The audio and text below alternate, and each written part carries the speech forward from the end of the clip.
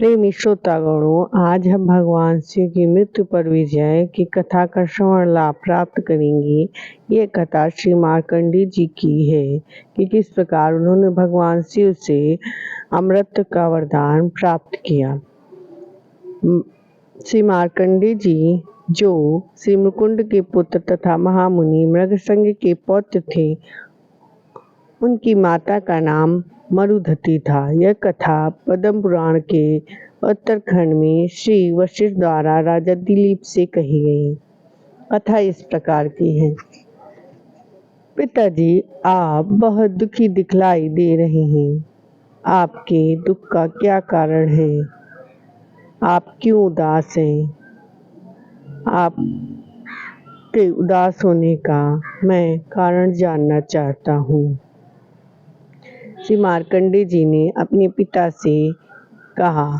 पिताजी को अत्यंत व्याकुल और परेशान देखकर पुत्र श्री मुकुंद जी ने अतिशय स्नेह के साथ कहा, तुम्हारी माता मरुधति के साथ विवाह हो जाने के बहुत दिनों के बाद तक निसंतान होने की दुख को झेल रहे हम दोनों दंपति ने भगवान शिव की कठोर तपस्या इस उद्देश्य से की कि हमें संतान की प्राप्ति हो जाए।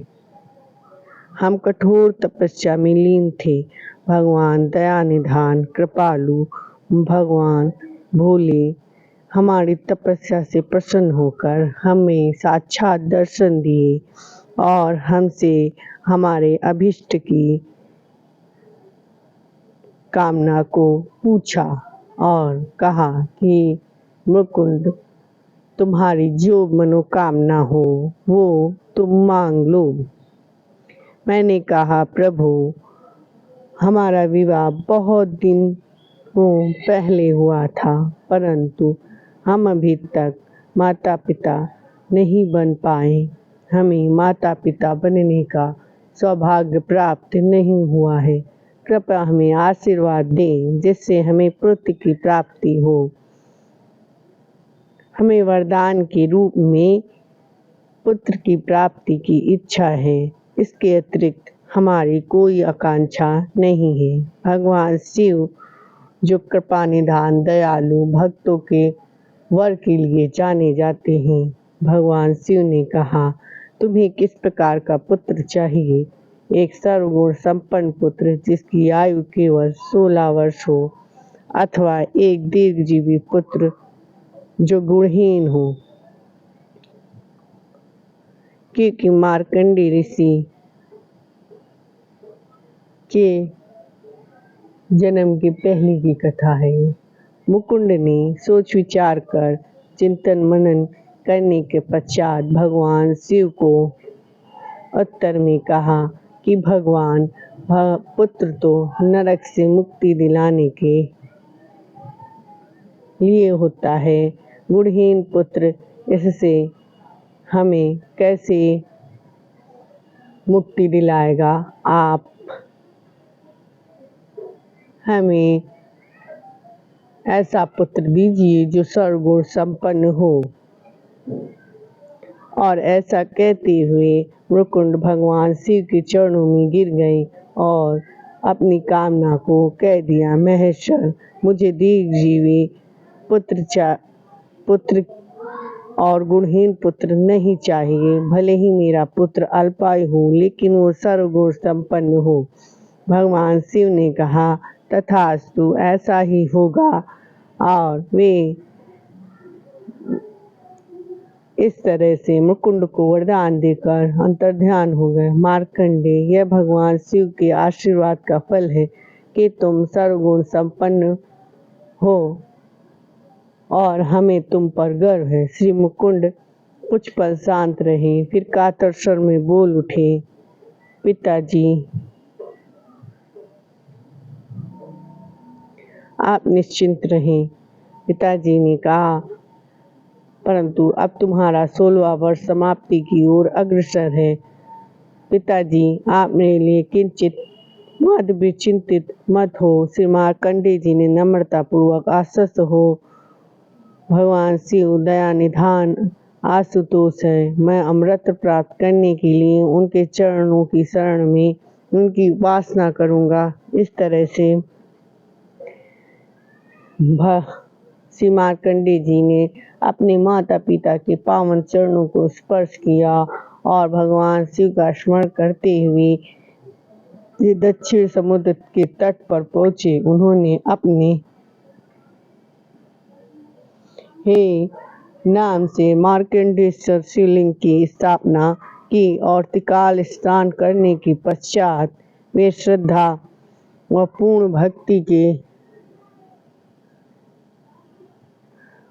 भक्ति के में लीन हो गए। आशुतोष भगवान से उनकी एक दिन की पूजन अर्चन से प्रसन्न हो गए। अपने जीवन के 16वें वर्ष के अंतिम दिन श्री मार्कंडेय जी भगवान शिव की पूजा अर्चना में व्यस्त थे। तभी उनके समक्ष अत्यंत भयानक रूप से महाकाल प्रकट हुए।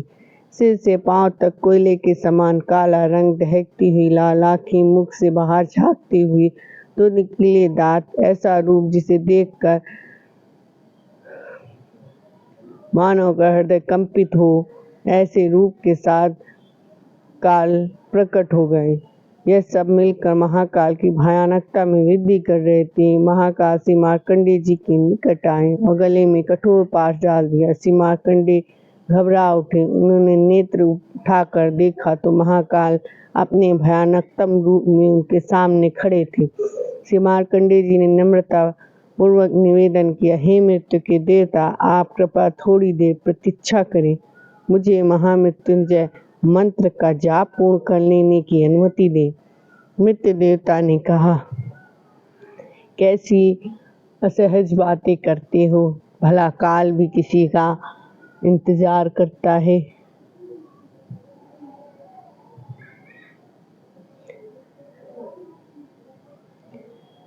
इस पर मार्कंडेय जी ने कहा, महामृत्युंजय का मंत्र जाप पूर्ण करने की अनुमति दे मृत्युदेव।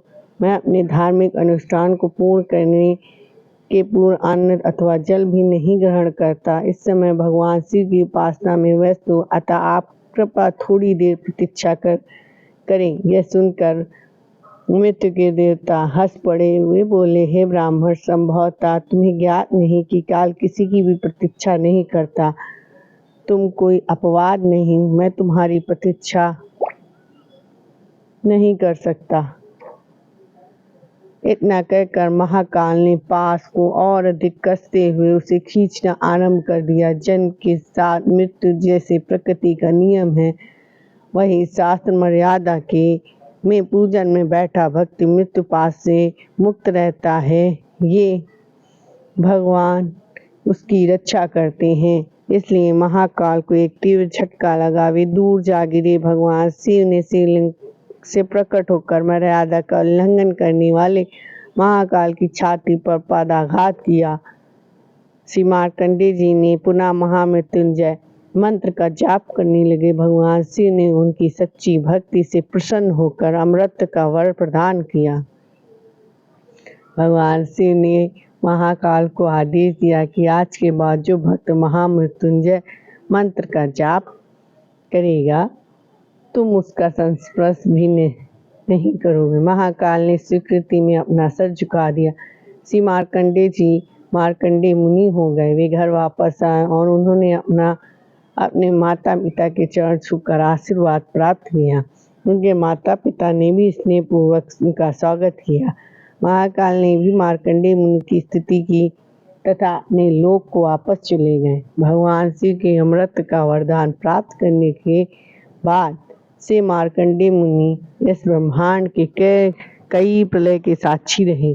और अब इस तरह से मृत्यु पर विजय की कथा समाप्त होती है और हम आगे भगवान शिव का किरात के रूप में अवतार की कथा का श्रवण लाभ प्राप्त करेंगे। आज सभी श्रोता भक्तगणों को श्री शिवाय नमस्तुभ्यं।